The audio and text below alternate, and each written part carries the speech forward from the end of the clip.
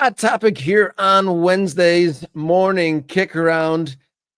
One day after the third firing of the Major League Soccer season here of 2025. Mr.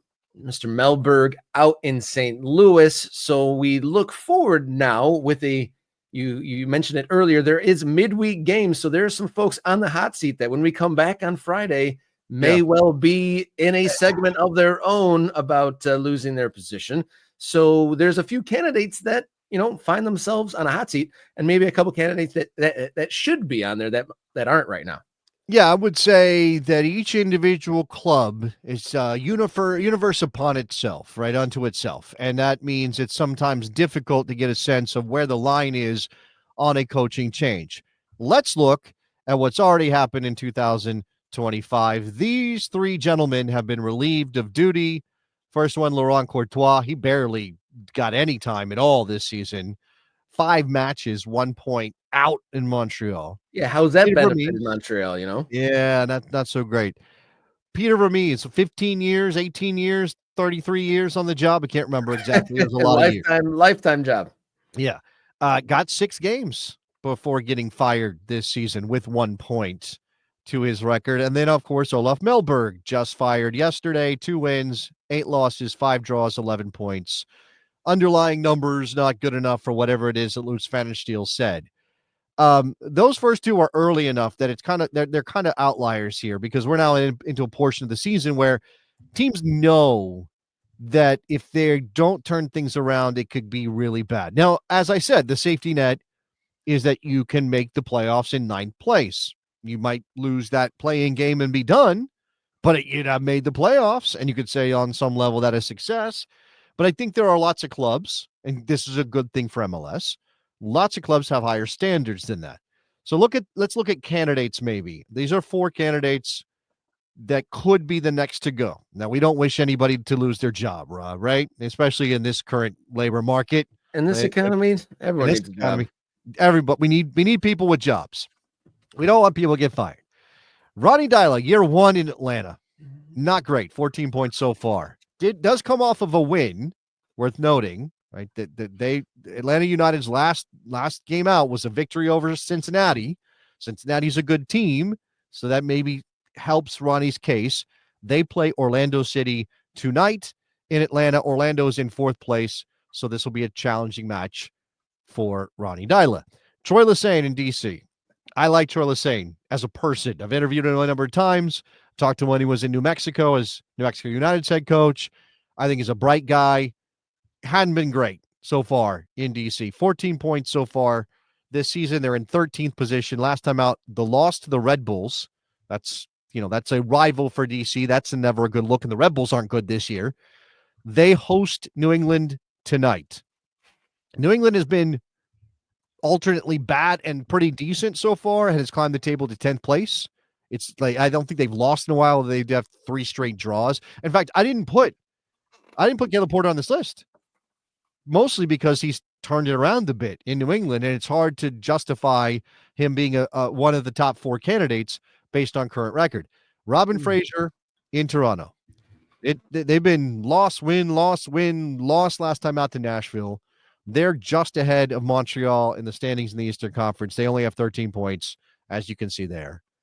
And then Pablo Mastroeni at Real Salt Lake, who's been around for a while and has done some good things, and I think outkicked his coverage, to mix my metaphors, at RSL. But I think there's a sense they have better talent than their results right now. 14 points.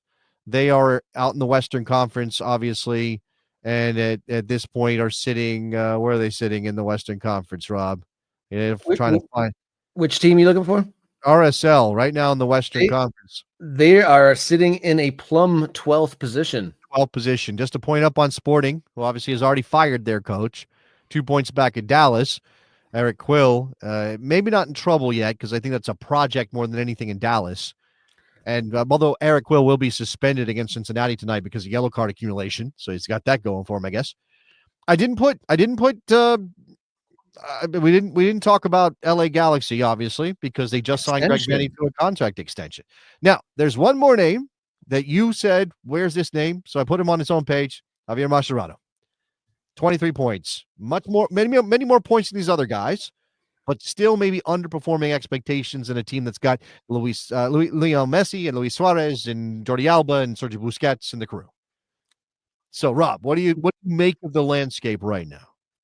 I think that it's funny. Some of these guys that you had on screen had a little bit of Teflon spray or Kevlar spray on them and seemed to be bulletproof. Like, why has the coach in Toronto been given such a long leash? Is it because he has just been set up with a team that is so that there's some understanding from the front office?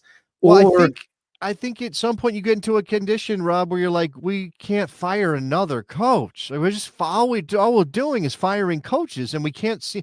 We just go, this guy and the next guy and the guy after that, and then you don't see. Now you are not giving anybody a chance to actually settle into the job. And look, again, I know there's a tension here that is really difficult to pin down because you look at a place like Mexico, guys get 8 games, and if they don't win, they're out. That's it. You're done. Because in Mexico, it's a short season for the Apertura. It's a short season for the Clausura. You want to make the Liga playoffs. In England, if you are hovering anywhere close to the relegation zone, you got to go. And maybe clubs are willing to make changes multiple times in a bid to find the right guy. But in Major League Soccer, where again there's a safety net, I think, and you recognize that because of the budget rules, sometimes you're digging out of a hole. You're trying to climb out of a hole that was not that coach's fault, Rob. That's part of it too, right? it sure is. And I was when I was looking at that list of candidates, that Mount Rushmore of hot seat candidates, I was thinking if there is there a sports talk radio station covering soccer in Salt Lake City? Is Pablo Mastroeni, sidelining and handicapping, America's next top talent, Diego Luna? Is Diego Luna being limited, capped, and restricted by the coaching of Mastroeni? Your calls at 5. Yeah, I think so. If I'm remembering correctly, and I don't live in Utah, I believe the son of the founder of RSL. Somebody check me on this. The son of the founder of RSL, Dave Checketts, founded RSL, then sold the team and moved on. But I believe his son, Spencer Checketts, is a sports talk radio host in Salt Lake. So they might actually have a little more heat behind Pablo Mastroeni getting fired. There might be a little bit more talk about that in a place like Utah than there is in a lot of cities. I think Toronto has high expectations. They built themselves into it. They were really bad to start. Go back to 2007. They built themselves into a champion, one of the best teams MLS has ever seen. And it's been that decline, that crash back to earth has been, really tough, I think, for them to stomach. And I don't know that they see a path forward, right? I don't know that they see, like, what is the key to getting them back into the picture in Major League Soccer where they can be a contender again. I don't know. I mean, again, if Who you has look the at itchiest trigger finger? Who's got the itchy trigger finger here? Because I feel well, like these guys are all worthy candidates of let me bring getting the this back up.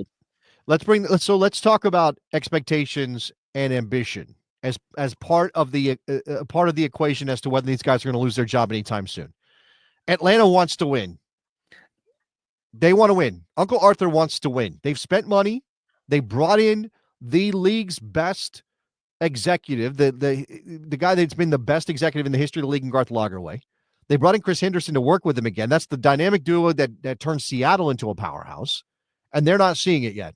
So Ronnie Dyla, probably because of the ambition of Atlanta, is in the most trouble, despite the fact that you could argue maybe he hasn't had enough time. Torley saying, I'm not sure DC has the appetite for another change right now, but it could happen. They whether or not they go out and spend money in the summer, maybe they give Troy a chance to work with new talent. Robin Fraser, again, we just talked about him. Mastroeni. I think RSL, look, the sale and new ownership in RSL, there is the family that owns the Jazz now own RSL. That recently just happened. They were sold for something like $600 million to go with Utah Royals, RSL, the MLS Next Pro team, and the stadiums. Maybe they want to make a statement. Maybe that's not their guy. So that could be trouble for Pablo Mastroeni.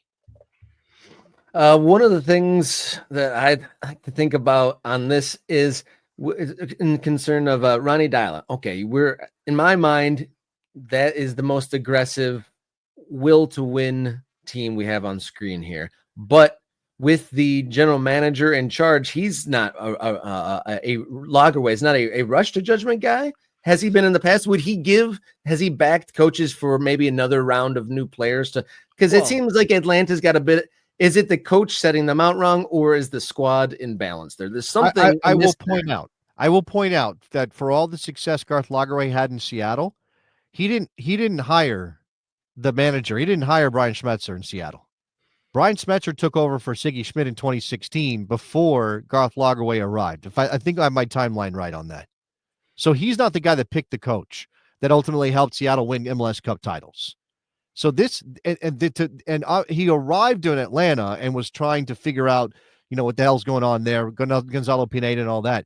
This is the first guy that his leadership has picked as head coach, and it's not working out right now.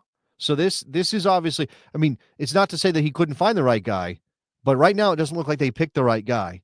And for all the success they've had recruiting, signing the right players at various points, Garth Lagerwey and Chris Henderson as a duo, that picking the coach was not part of the thing they had to do. So who knows? Maybe that's the problem. Maybe they don't have a handle on the right coach, but on paper, Ronnie Dyla made a lot of sense. He won an MLS Cup, and maybe he had the skids greased a little bit back in 2021, but he did win an MLS Cup. He's had success in this league. Why wouldn't he be a good choice in Atlanta? A bad visual there when he said the skids, and I thought of him in his underpants when he won the MLS Cup right at the same time when you said that. So that was a bad visual you sent me down there, Jason. I really thought he'd be. He still has an opportunity. Might still got life there, but if you have any thoughts in the chat on who you think might be next, do so now. In the next few minutes, we'll give you a shout out. If you haven't hit subscribe yet and you're watching this, hit subscribe now. It doesn't cost you a darn thing. You don't get any spam email. You don't get any of this. You just help this channel grow. And if you want to take it up a notch yet, be a member. There is all sorts of member perks, including access to the Discord, which is growing. You have priority commenting on here. You get priority access to content and so much more. You can find us on social media at mkickaround on X, Instagram, Blue Sky. You can write us an email, morningkickaround@gmail.com. And you can also find us as a podcast, Morning Kick Around, on your favorite audio app. Pamit making me chuckle there while I try to do the housekeeping thing. Ronnie leads to lose his underwear. Maybe that's the motivation to get Atlanta into the win column. And I saw it mentioned a couple times by some commenters here, noting that Gotham winning the CONCACAF Women's Championship, beating Tigres over the weekend, the inaugural Women's CONCACAF. So definitely a good note there, and congratulations to Gotham. Now we need a Super Cup between Arsenal and Gotham, because Arsenal just won the Women's Champions League. That's what we need. Yeah, I definitely, producer Jenny would celebrate that. Over the moon for Arsenal. Congrats, Jenny. At least one of the Arsenal sides had success. And then, become a member, join the Discord. We'll continue the conversation, and then we will be back Friday. Hopefully everyone still has their jobs, right? Take care. Until next time, everybody, enjoy your soccer.